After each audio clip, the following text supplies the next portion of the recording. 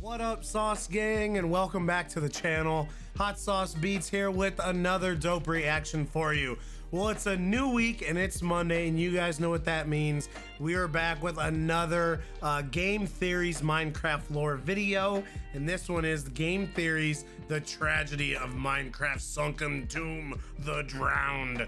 And I believe this is part 2 of the one reacted to last week. And again, it's dealing with the drowned. So I'm really excited to hear Matt Pat's theory on them, and what this sunken tomb is, I don't know. So I'm pretty stoked for this. But before we jump into the video, please help support the channel by smashing that subscribe and like button. It's absolutely free and it greatly helps out the channel. But enough talking, let's get to reacting and roll that bomb ass intro. Hot Sauce Beats is finally here. Hot Sauce Beats is finally here. Eat, sleep, make beats. Eat, sleep, make beats. Hot Sauce Beats! Woo-hoo! It's time. It's a game theory. Waves are not measured in feet or inches. They're measured in increments of fear. The ocean is an object of no small terror.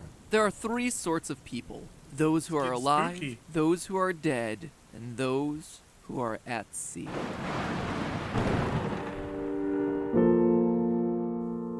Hello, Internet! Welcome to Game Theory, where first off, thank you for showing up in force to our St. Jude Charity livestream last week. With your help, we were able to raise $1,330,000 for children with childhood cancer. $1.3 million in just 10 hours of time. That is money that is going to a purely good cause, saving the lives of children and kicking cancer's butt once and for all. Really awesome. I know we said it a lot during the live stream, but in case you weren't there, thank you guys, it's really awesome. It makes such a difference. it's literally buying back the lives of children. All this money that is being raised right now is going to save more kids that are coming to the doors to St. Jude. So thank you guys. Thank you for being there. Thank you for showing the world that being a YouTuber or being a fan of YouTube, being a gamer, none of those things have to be dirty words. That is the power of communities united That is to make awesome. a change. That just That's warmed pretty my darn heart. incredible. And then, along with raising that amazing amount of money, I also got myself dunked, egged, and shaved by some of my best friends, both I was wondering what was going on with his hair. It looked a little funky, but I didn't want to on say and anything. off YouTube. All in all, it was pretty amazing across the board. So thank you for being there, and thank you for helping Let's to make go. December 3rd Good job, the single everybody. proudest day of my YouTube career. So now let's talk about pirates. You see, last time we started our deep dive into the underwater mysteries of Minecraft's overworld. We Yes, first we turned did. our attention to the Guardian and Elder Guardian mobs, pointing out that they definitely don't seem to be organic fish-like creatures. From their bodies composed of prismarine block to their inability to suffocate when left on land, from dropping crystals to launching eye lasers with decidedly non-fishy laser anatomy, beams these out their creatures of eyes. the deep appear to be more man-made than fish-made, almost as if they were intended to be a security device for the ocean monuments that they call their home, Ooh, which I like obviously then led us to start exploring the ocean monuments. Buildings that, at least in my estimation, appear to have religious significance. The ziggurat-style architecture, the 23 support columns, the mysterious cube of gold hidden in the middle of the building, all of it pointing towards some sort of memorial dedicated to honoring a higher power. But you'll notice that during that last episode, I left things on a bit of a cliffhanger, leaving one key question unanswered. Who made these things? If the Guardians and the Elder Guardians are some sort of machine or security device, well, someone must have created them. Same thing with the Ocean Monument. If these massive structures really were built as religious structures for god worship, well, who built them to worship those gods in the first place? The answer might at first seem pretty obvious, right? The drowned. The underwater zombies that swim around throwing their tridents at you and making underwater exploration God, they're just a big evil. ol' headache. Because they're the only humanoids underwater, it seems like it clearly must be them, right? And it is! Or at least it's my theory that they're the ones who built these structures, but not for the reasons that you would expect. You see, there's a lot to show the history of I mean, I thought the reason why is to, you know, worship their gods. their connection to these monuments, and how they became the drowned in the first place.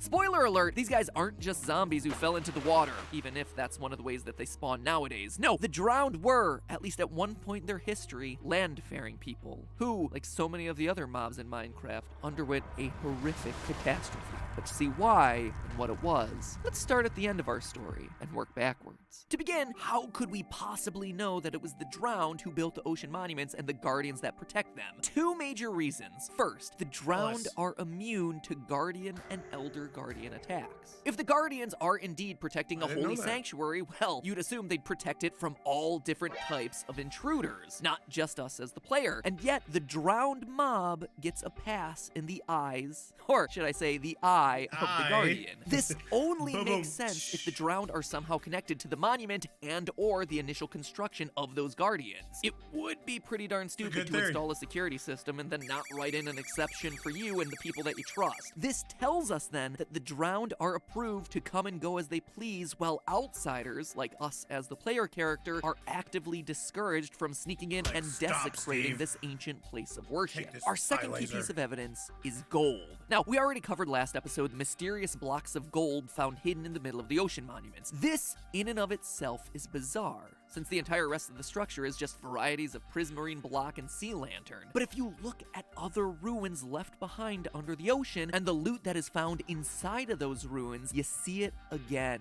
More gold. Gold in the form of nuggets, gold in the form of apples, gold in the form of helmets. So gold and underwater structures seem to be connected, and wouldn't you know it, gold also happens to be one of the 4 drop items of the drowned, with the other 3 being rotten flesh, tridents, and nautilus shells. And this gold connection immediately differentiates the drowned from normal zombies. Normal zombies sink when they're put underwater, and they drop not gold, but iron. So even though drowned do spawn from zombies that are dropped in the water, that isn't where their origin story lies, at least from a lore perspective. And that's the story that I'm most interested in today. So, between being given security clearance by the Guardians, as well as being the only underwater creatures carrying a key resource that's found inside those structures, as well as their chests, seems pretty darn clear like the drowned are builders. It also begins to tell us that the drowned, as well as all these— Jesus, that's a lot of Guardians.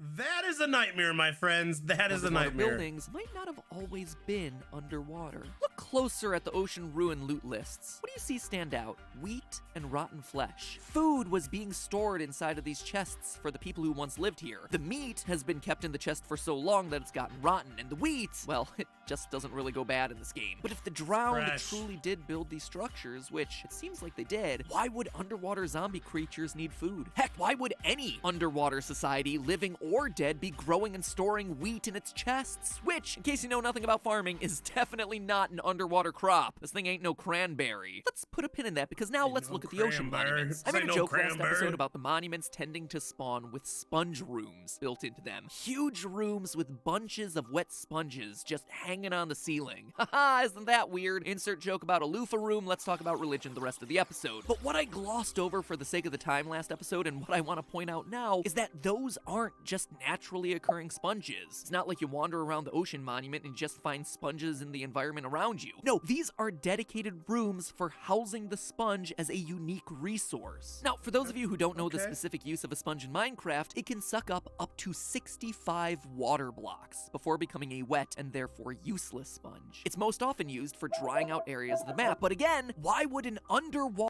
I didn't realize it can take 65 blocks. That's crazy. Civilization, an underwater ruin, need a storehouse of things used for sucking up water? The answer is, it doesn't. An underwater ruin doesn't need anything like that. But a ruin that's above the ground and starting to sink under the water absolutely does. So what am I trying to say? What happened here? What does some wheat and some sponges tell us about this civilization? Well, the evidence seems to suggest that we have ourselves— that it was built above ground and then it sunk? A civilization that started on the surface, but that eventually got washed under the water. The question then becomes whether this was the result of a major natural disaster like a tsunami, or just slowly rising tides. To me, I'd say it was that latter option. The fact that sponges were being used in the ocean monument as a means of keeping it dry suggests that they were trying to prolong the drowning of everything as long as possible before it became too late. On a side note here, I know that there's a larger Minecraft theory out there that members of the fan base have had for years, where the whole Minecraft story is the end result of global warming. And while I'm not covering that particular theory today, you can definitely chalk the ocean monuments and the rising tides that swallowed the drowned civilization as pretty darn strong evidence supporting that hypothesis. But we're still not done, because the story of the drowned and their buildings doesn't just stop there. You see, the drowned didn't just dab a few sponges around and call it a day when they saw their world slowly being swallowed up by the powers of Neptune himself. If we look at the evidence, we learn every step of their story. A story that, like so many of the other mobs in this game, is a tragic one. One of desperately trying to survive in the face of That's definitely something that we're learning too from these reactions, is like all mobs, all of them have like a horrific and terrible certain death, and those hopes of survival ultimately being dashed like waves along the rocks. This, my friends, is the complete story of the drowned. The drowned began on land as a normal seafaring civilization of fishermen and pirates. We know this because of their natural affinity with water, as well as the fact that they spawn equipped with both fishing rods and tridents, two common tools for ancient fishermen. And yes, although they've now been replaced with fishing spears, tridents were indeed an old-school fishing tool used in ancient Greece as like a harpoon for nabbing some fish kebabs. That's why you always see Poseidon and Neptune depicted with a trident. Cue the more you know graphic. I say that this ancient civilization were pirates as well, because the drowned mob is hostile towards villagers and wandering traders. This seems to indicate that a large part of their old culture involved raiding villages for their various supplies, and just old habits die hard. The loot you find in ocean ruined chests also seems to support this. Whereas most other chests throughout the game in places like the Nether Fortresses or the End have very consistent materials telling a very clear story of where a society was at a certain point in time and what resources they had to get there, the ocean ruined chests are kind of filled with a mishmash of stuff. You got some coal, gold, emeralds, some stone items mixed in there for some reason, leather. It's almost as if they've been taking whatever supplies they can grab from lots of different places around the world and just shoving them in their chests. Plus, I gotta admit, the drowned are hostile towards baby turtles. And no one nice is hostile towards baby turtles, so they gotta be pirates. Putting aside the pirate business, we know for sure that they were a fishing and water-based culture that also happened to be deeply religious. But then the waters started to rise. Sure, they tried their best to hold back the floods using sponges, but it clearly wasn't enough. The waters weren't receding. If nothing was done, their whole world would be swallowed up by the very oceans their livelihoods were dependent upon. So they did what they know best. Their best fishermen took off into the ocean. Why? Because they were in search for one thing, the heart of the sea. Notice inside ocean ruin chests that there's one additional item that really stands out, the buried treasure map. Now, this is important. There are 3 types of maps in the game of Minecraft: ocean, woodland, and buried treasure. The first 2 are fairly standard. They're sold by pretty much any cartographer. But the last one, the buried treasure map, can only be found in the remnants of the drowned civilization, underwater ruins, and shipwrecks. And that shipwreck detail is important. It tells us that these fishermen went out into the oceans on their boats, carrying these maps, looking for the treasure that was hidden on those maps. Now, buried treasure in Minecraft is pretty interesting. It can include everything from TNT to cake to chainmail armor. Basically, lots of different items can all be found inside of these hidden chests. And, like all buried treasure, most of the stuff you're gonna find is gonna be common, boring, everyday items that could probably just as easily have been crafted or bought at a store. But there's one unique item that can only be found inside these buried treasure chests: the heart of the sea. I suspect that this item was a bit of a myth to the drowned civilization, an old fisherman's tale about some mysterious object, an all-powerful blue pearl that could somehow allow a person to be master of the waves. I mean, consider this. In the game, the heart of the sea only has one functional use: building conduits. These conduits bestow the effect Conduit Power, an area of effect status boost that gives anyone in the area who's touching water the skills of water breathing, night vision, and haste. 3 skills that would be pretty darn essential for a society frantically rushing to fight against the rising tides. Water breathing to survive the suffocating waves, night vision to work around the clock, making darkness just as productive as the day, and haste to speed up the building process as time continues to tick down and as the tides continue to rise. I really like what you're bringing here, Matt Pat. I am 100% on board with this one. I'm really liking this This theory. was their hope, to Like, find the this is doing mysterious and good. super rare heart of the sea object, the one thing that they believed could save them. And with the waters quickly rising into their I mean, it homes, makes there sense, was right? If your civilization is sinking, going undersea, like, I could see them going out in search of the heart of the sea that allows them to breathe, see, and work faster underwater. I mean, no this place makes left sense. to turn, I really no like this other one. solution. They had to find this object, myth or otherwise. So they sent out their ships by the hundreds, carrying their maps and fishing gear, desperately searching the waves, knowing that the lives of their loved ones hang in the balance. And as you can imagine, many aren't able to survive the journey. You'll notice that there are many shipwrecks sprinkled along the bottom of the ocean, broken husks of boats that contain those treasure maps, ships wrecked upon the rocks, or sucked down by whirlpools in the sea. Meanwhile, those left at home collect nautilus shells, the other ingredient necessary to build those conduits, ready to make the conduit once one person, one sailor finds that elusive heart of the sea, but it never comes. No one ever discovers it. Help never arrives back home. That's why we never find a naturally existing conduit in the world. And so this fishing society sinks. Their buildings and monuments get swallowed by the waves. The fishermen cast out and buried in the sea. They become literally drowned.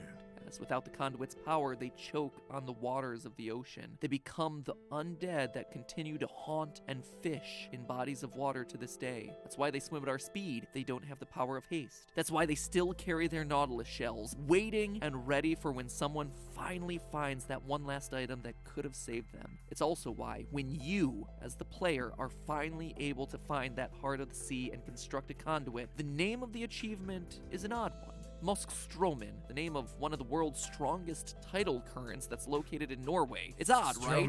But in English, it's translated as the Maelstrom, a body of water so violent, so turbulent, that it inspired countless fictional authors. It's the raging currents that swallowed up Captain Nemo in Jules Verne's 20,000 Leagues Under the Sea. It's mentioned by Captain Ahab in Herman Melville's Moby Dick, and it's here in Minecraft as an achievement for doing what the drowned could never do: survive the maelstrom of the rising waters, the waves that would rip apart a society, and finally conquer the waves. But hey, that's just a theory.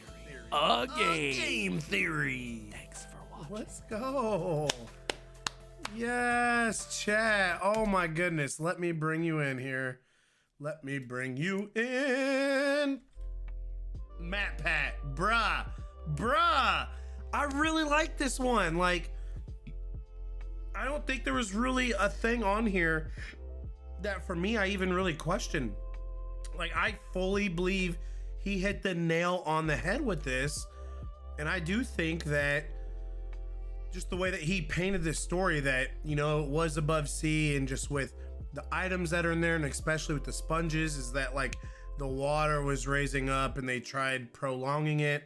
And then they sent, you know, essentially their civilization out to find this heart of the sea to get conduits so they could survive, you know, as like a last ditch effort. They're like, okay, our civilization, it's Atlantis. It's going to be under the water, but maybe we can still live in it if we have these conduits. So I think you hit the nail on the head with this one, Matt Pat. I definitely like this. But let me know in the comments, chat, what you guys think, what you thought about this theory, and if you agree with them. And if you don't, what do you think?